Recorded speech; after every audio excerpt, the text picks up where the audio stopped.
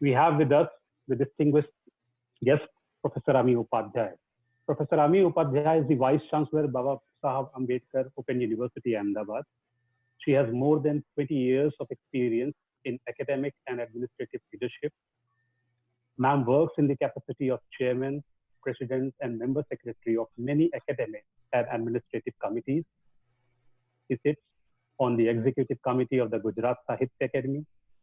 She is also a member of the AIU Governing Council. We are very thankful to you, ma'am, that you made it at the very last moment and you managed to give us time from your very busy schedule. Thank you so much for joining, and over to you.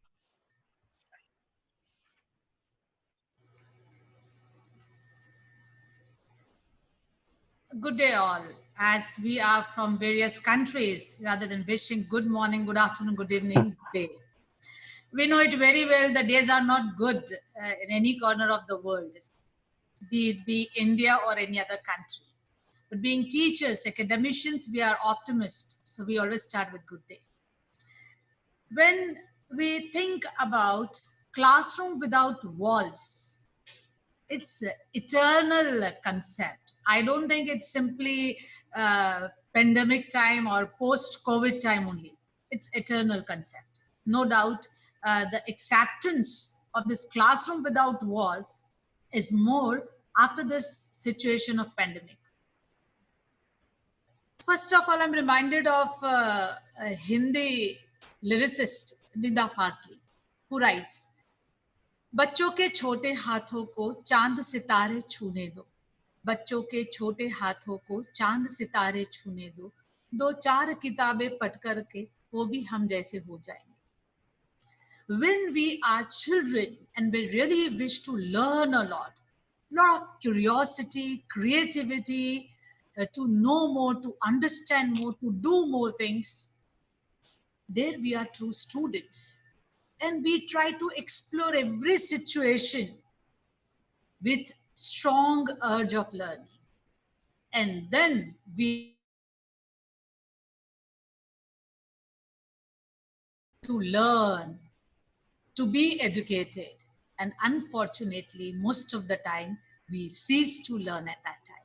So today I'll be talking about classroom without walls. First of all, what exactly is learning? Where do we learn? For example, if we say that for a sailor, the sea is the school, and for the pilot, the air, the sky is the school.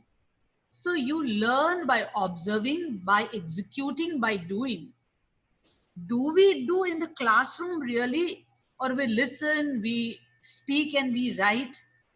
So first of all, what we listen, what we speak, what we write, do we understand? When we talk about Indian education system, starts with information. Information, after that knowledge, and after that wisdom. The education that does not reach up to the wisdom part, it's not complete education. Because if we talk about Sandipani education system or Rabindranath Tagore or Sri Aurobindo education system, though all of them, all the education systems are holistic. Unfortunately, since few decades, what we have been observing that education for the placement and for the best packages, somewhere the concept of education has changed. After this COVID situation, no doubt the education has moved out of the classroom. But after moving from the four walls of classroom, has it really reached to the right concept of education or classroom or not? Or still it is different kind of four walls that the students are surrounded by. Many a times with various high academic groups, when we discuss the various forums, conferences, workshops, and many a times WhatsApp groups and Zoom meetings, everybody is talking about the latest technology that an individual is using or maybe the organization, institution is utilizing. Unfortunately, they're not talking about the students. So from the book-centric, syllabus-centric, or maybe classroom wall-centric, blackboard-centric education, we have moved to the technology-centric education. Have we really moved to the student-centric education? This is the first question that we need to ask. When we talk about education, once Rabindranath Tagore was sitting and talking to the student, one of the parents came and said that here you are teaching and that student sitting on the tree is wasting his time, is not getting educated. Tagore said, first of all, who told you that I'm imparting knowledge or imparting education? That's wrong concept. Second, the student sitting on the tree is not being educated. Who told you so? So here we need to revisit what Dattatreya taught, what Einstein as a professor talked about education. So when we talk about making education move out of four walls, it is not only the concept of those four walls and that building as a school or college or university. It is much more than that. Eklavya studied, oh, Dattatreya had too many teachers. So teacher, education, learning, institute, everything is focused on the student, how he or she learns. MHRD UGC with advisory declared lockdown. And these are 1, 2, 3, 4, 5, 6, 7. These are the work that teachers are expected to work from home. While observing this pandemic, three things came into my observation. First of all, when there was a lockdown, everything is closed. What people were talking about? First, the socialization. Oh, no socialization. Oh, psychologically frustrated, disturbed. Some of them were really, suffocated. So first, socialization and psychology of an individual. Secondly, they talked about economic. Frustrated because economic loss. Not only the poor class or below middle class, but middle class, above upper middle class, rich people, because some loss they were observing, witnessed. Education is not third, first, second priority, maybe third, fourth, fifth priority. They were not much worried about education at personal level, at family level, at social level. So first of all, we need to work on whether education is their first priority or not. Second, when we talk about education, educational crisis, when they realize it is a priority, they will start finding sources to get education, to be educated. So that crisis they feel, I really wish to get educated, but sources I'm not getting. So whether enough sources available in the society or not. Third is poverty, learning poverty. First comes learning priority, learning crisis, and third, learning poverty.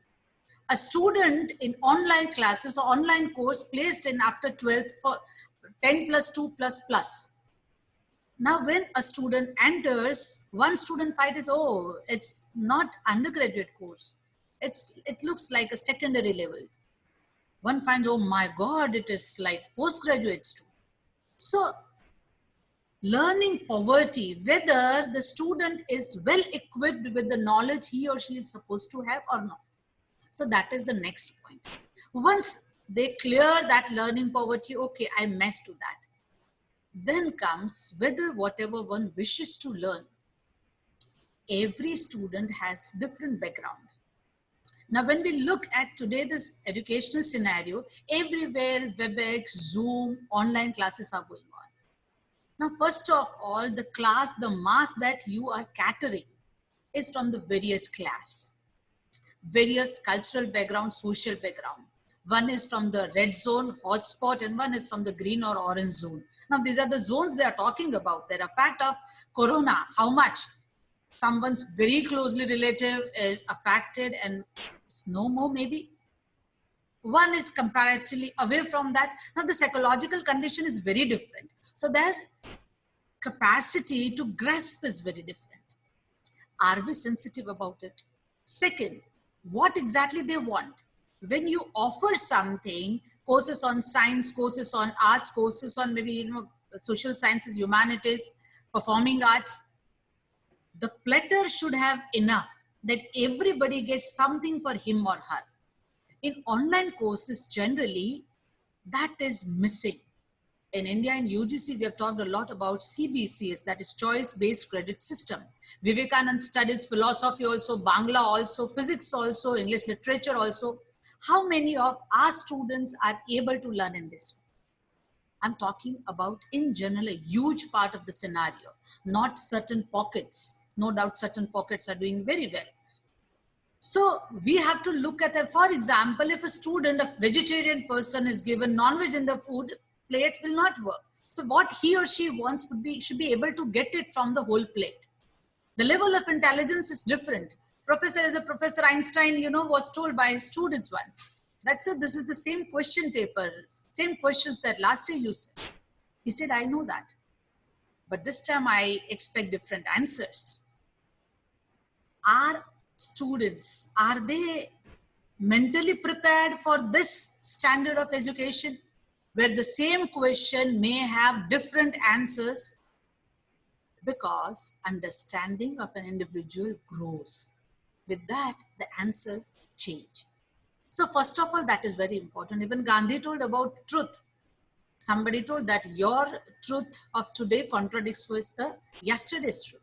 He said, that's fine, but I've grown. So believe my latest truth. Osho, when told that you sometimes contradict yourself, he told, yes, because there are multiples within me. How many of our students are aware about multiples within them? And this choice-based credit system with lot many subjects is for the multiples within them. So this is something very important. First of all, when we talk about use of technology, online learning, distance learning, open learning, we should be clear about technology. Students should be, or teachers should be trained for that. Digital literacy is missing in many of the teachers, not of the students. So teachers should be trained for that. Second, when we talk about digital learning, the facility for digital learning available to students should be there. If we talk about the content, we have state-of-the-art studio at our campus. We have our own 24/7 channel allotted by government of Gujarat, because we are the only state open university, Vande Gujarat. We have Swadhyay TV, Swadhyay Radio, internet-enabled radio and TV, technologically enabled, equipped, and well prepared for this situation. How many students have technology at hand, either as a tool or as a knowledge or understanding of using it? So this comes first. Secondly, many a times the mindset, unfortunately, in India, still the mindset for online platform, we need to develop a lot. Every region, every state, they have the regional language and the regional knowledge also, indigenous knowledge.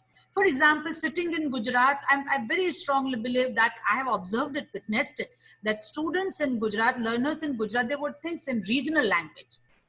Now, regional language. Second, a huge chunk of Gujarat has certain very indigenous knowledge which can be converted into certificate or diploma.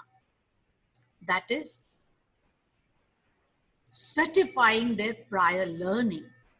Now that can be done by regional state universities or institutions. So there should be more regional platforms, online platforms with more regional courses available to them. Under sky, anything a person thinks to learn should be available on online courses. So there we need to work a lot. Unfortunately, still we are working, we are moving in that direction. This transition is not easy, neither for the students nor for the teachers. So very fine morning, we feel that every student should be performing wonderful in this online classes. That doesn't happen. The psychological, the span of attention is comparatively lesser because your chronemics works. When you teach in the four walls, comparatively physically, you are closer to the learner. And when it comes to digital platforms, students are not in front of you, face to face. So somewhere that space creates lesser span of attention. So teachers should be comparatively aware about that also. Many a times teachers are so dependent on the technology that if the technology is not there, I as a teacher cease to exist as a teacher. No, student-centric, teacher is there, and then comes the technology. Technology is simply to facilitate you, not to fascinate you. So that, I think, when we talk about online courses and everything, it's very important. Some academic subjects are very easy to deliver through technology, online, but some are not that easy. In that case, what can be done? I'm a classical dancer and choreographer. We have tried teaching Indian classical dance, Kathak, and that too with the help of Padma Shri, Padma Vibhushan, Kumudini Lakhia ji, Ishira Parikh ji. We have taught to the students online. And we've observed the students were enjoying like anything. So anything that we teach, how to make things very interesting. Sometimes a very technical subject, maybe more demonstrations, or sometimes, adding some anecdotes or some humor part to your online classes. That's very important. Safety of student is very, Zoom has certainly, witnessed certain wrong going in the classroom. Even Nirma University in India and Gujarat, one of the students complained to Women Commission also related to something happened wrong. So safety of the student, that one has to take care about when they're using online platforms. Sometimes, when we think about developing courses, it asks for huge investment, because you should have that platform, then textbooks, then video lectures and everything. Obama talked about, I was listening to the previous session also, last two sessions, where I happened to hear mention of Barack Obama. He said that 21st century is this time of knowledge, where the currency is the knowledge. Knowledge is the currency for 21st century, but the knowledge becomes knowledge when you share it with others. So when we talk about sharing, open educational resources are there, wonderful OER. So better you share. Gandhi talks about trusteeship. You become the trustee of the knowledge. So open educational resources with lesser investment, one would be able to cater to more people, maybe translating them or creating that content into your own regional language. So that is possible. Even when we talk about enriching education for the students' benefit, making it more online, more easy to reach to others, agencies like government or maybe the other institutions, some organizations should come forward to fund that also. Because funding might be an issue. Students also may require certain tablets, certain tools. So somewhere they'll have to come forward. Another thing is sharing the information. Many a times you have a lot of things to offer as an organization, as a teacher, but the students are not aware about it. So make them aware. One may call it, marketing. So these days, every WhatsApp you also might have received. Harvard is offering these many courses free of cost. How did you come to know? It's marketing, sharing the information. So sharing information is very important. So one should do that. When it comes to post-COVID teaching and learning, maximum ways one will have to find to reach to the student. That might be radio, that might be television, that might be groups like Telegram, that might be WhatsApp groups, that might be anything. For example, if we talk about West Africa, they used community radio like anything while spread of Ebola. While COVID, China used online teaching, learning at a very huge number. So somewhere I think the situation makes us move towards. Generally earlier it was observed that conventional universities are great, but open distance learning is a second choice. I think this COVID and post-COVID situation may change the mindset of people. And in open and distant learning, it is very much possible. For example, if we witness the experts, we have a glance over the expert that Professor Om has invited, Professor Dwivedi has invited, wonderful experts across the nation, across the globe. Now, online it is possible. I don't know how feasibly such great personalities on the same platform would have been possible for the students. So I think these are the benefits of use of technology. But in the right direction, it should be there. When we talk about online open distance learning or something, one thing is very important is equity concern, that everybody is given an opportunity and chance to learn and grow. When we plan anything at a policy level, at an institutional level, the first as well as the last person should be there in our mind. Teaching, learning, methodologies are there with all the students' satisfaction and everything. But we need to work a lot on assessment side also. Open book assessment, MCQs and everything. Even UGC has been working and has come up with very good suggestions and everything. But still, somewhere at international level, educational system, few things are to be observed is assessment, how one could be assessment. One could be assessed in second. More teaching and learning project based, where comparatively discussion forums, projects, demonstrations would be more, doing will be more, and maybe teaching with the verbal skills would be comparatively less. Thank you very much. I'm very thankful to Oro University and Professor Dwivedi for inviting me to address the academicians across globe. And I'm so happy that Oro University is setting an example of what really flourishing the personality through education. I'm reminded of my all meditations at Matra Mandir and my visits to Oro Pondicherry, Oro Ashram. Thank you so much for inviting me. Thank you. Thank you, ma'am. Thank you so much for your kind words. And thank you for your very thoughtful presentation on an important issue. Thank you for making us look at the notion of learning while you drew from Tagore, Vivekananda, Gandhi, and Osho. You rightly focused on the learning poverty and therefore the pressing need to reformulate our pedagogy, particularly in relation to online education, and also by focusing also on the doing aspect. So that was wonderful. And I now invite the Dean Academics of the University, Professor Rohit Singh, to join us. Rohit, sir, can you listen to me? Yeah, I can hear you. Thank you so much, Ami ma'am. Yeah, it was a pleasure listening to you. And I strongly agree with the point which you have made, that a student has to observe, do, and learn. And at the Oro University, we also focus on 20, 30, 50 principle, where we see the student has to listen, see, and do.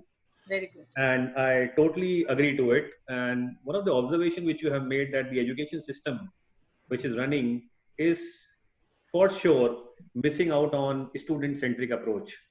And if you see the holistic education which focuses on the education pattern, it says the core of your teaching and learning should be your student. So rather the syllabus and the pedagogy and the modules which we design taking into consideration the qualities, the knowledge, and the experiences which an individual faculty member has. But we always ignore that whether what we know, does the student want to know?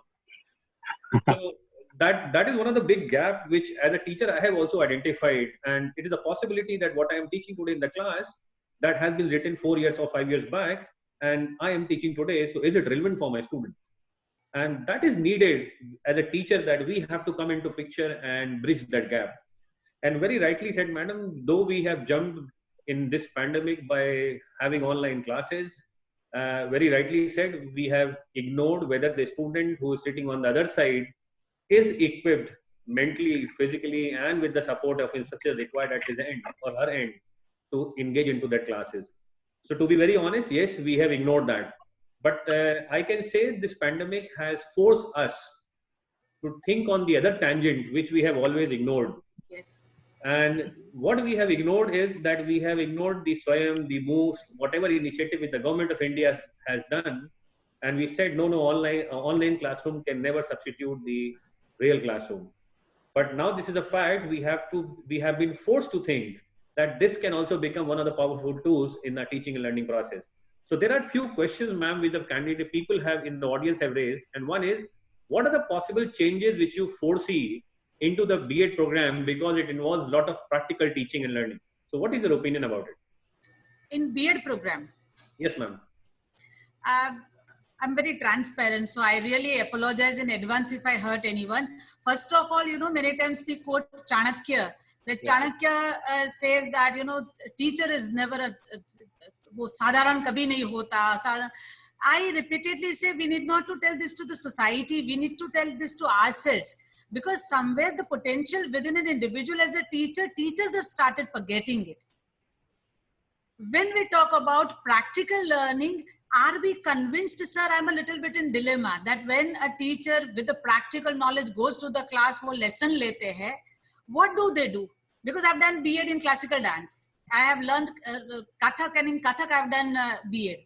We have to plan the whole lecture. I will do this, second, third. You have, and an observer will be there in your class, whether whatever you have written, are you going exactly like that or not? Sir, I again am really doubtful about that. Is this the right method of teaching, that I completely planned the lecture, I went to the class and then I followed it word by word and then I moved up? No.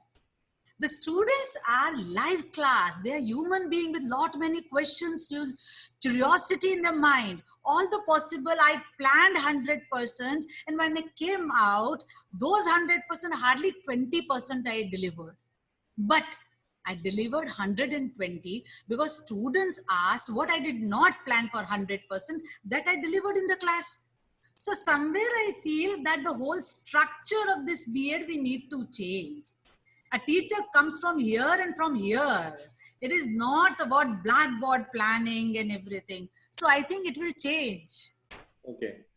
There's one student, one attendee, and she's asking, ma'am, I have a question. Can we say that building of our education system is more responsible for not having a proper education, which lacks many things? Would you please repeat question? Yeah, the question is, can we say that the building of our education system is more responsible for not having proper education, which lacks many things?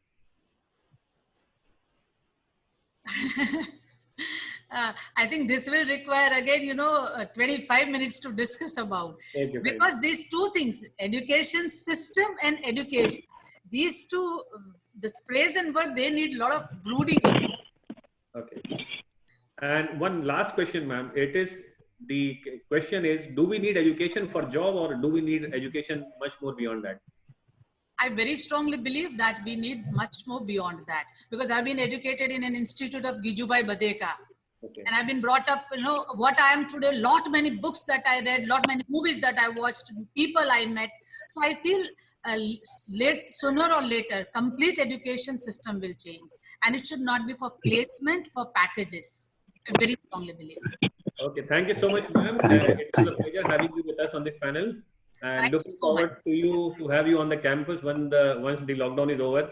Surely, sir. And you, for everybody to know that Ami ma'am is also one of the students of late Professor Avdesh Kumar Singh sir, who was the Vice Chancellor at the Aurora University. Thank you so much, ma'am, for joining us. Sir, I'll just take a second. Yes, that rarely in this time anyone will find guru and teacher, a professor.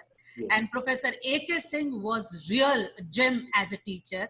And I would say that he had been ex-vice chancellor of this university where I'm sitting to today. Yes. But I salute him as a teacher. Rare. Thank you so much. Thank you so much. Yes, Dr. Nivedi, over to you. Yeah, thank you, ma'am. Thank you.